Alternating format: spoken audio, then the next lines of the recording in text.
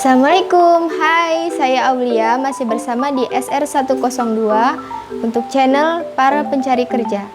Kali ini kita akan membahas tes menggambar pohon atau Baum tes. Tes menggambar pohon pertama kali ditemukan oleh Emil Jagger yang kemudian disempurnakan oleh Charles Cooch.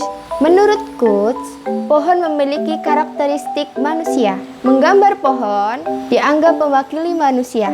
Sebelum menyimak uraian berikut, teman-teman yang belum subscribe dulu dong.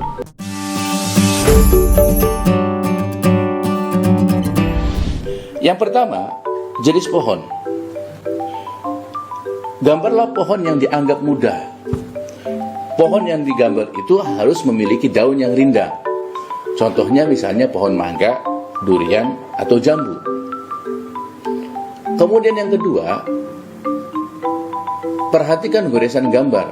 Sebaiknya saat menggambar pohon hanya menggunakan satu goresan.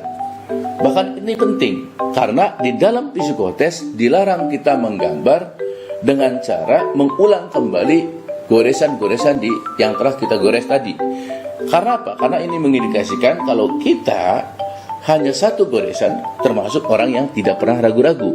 Tapi kalau kita mengulang dengan goresan yang sama, itu menandakan bahwa kita kalau kerja itu selalu ragu-ragu. Kemudian, gambarlah pohon itu di tengah kertas. Oleh karena itu, maka usahakan diukur dulu menggunakan tangan. Karena pada saat menggambar itu tidak diperkenankan menggunakan penggaris.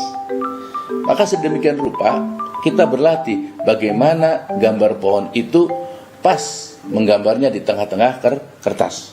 Kemudian, memberikan judul pohon tersebut di atas. Misalnya pohon mangga, pohon durian, atau pohon jambu. Kemudian, yang keempat, menggambar pohon harus secara lengkap.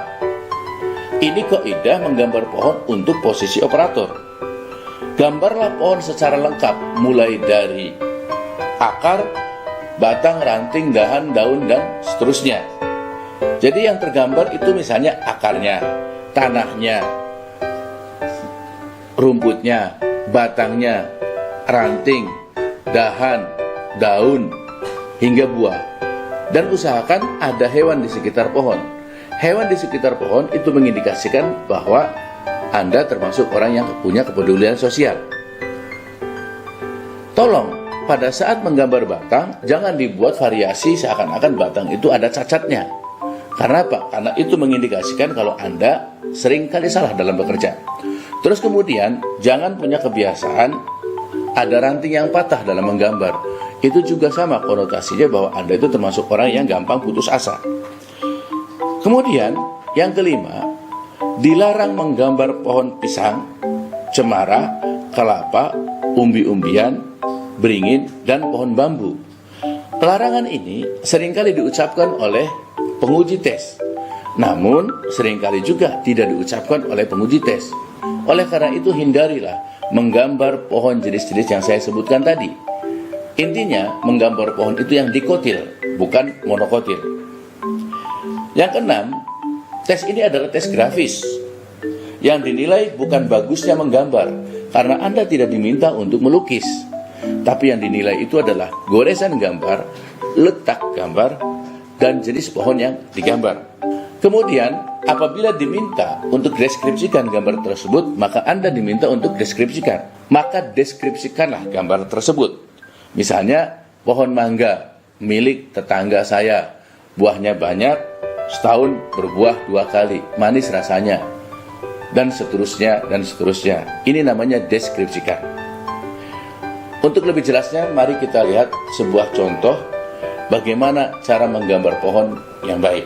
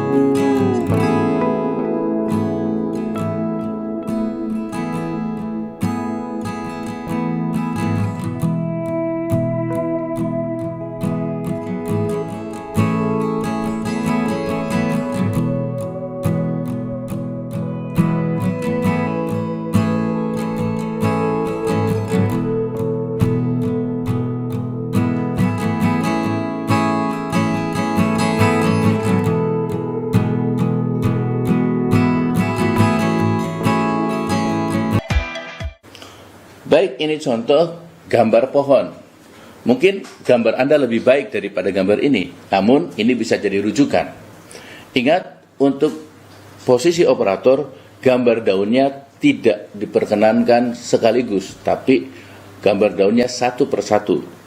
Gambar daunnya satu persatu. Diusahakan gambar daunnya satu persatu. Ini menandakan bahwa Anda mampu untuk bekerja secara spesifik dan hal-hal yang detail.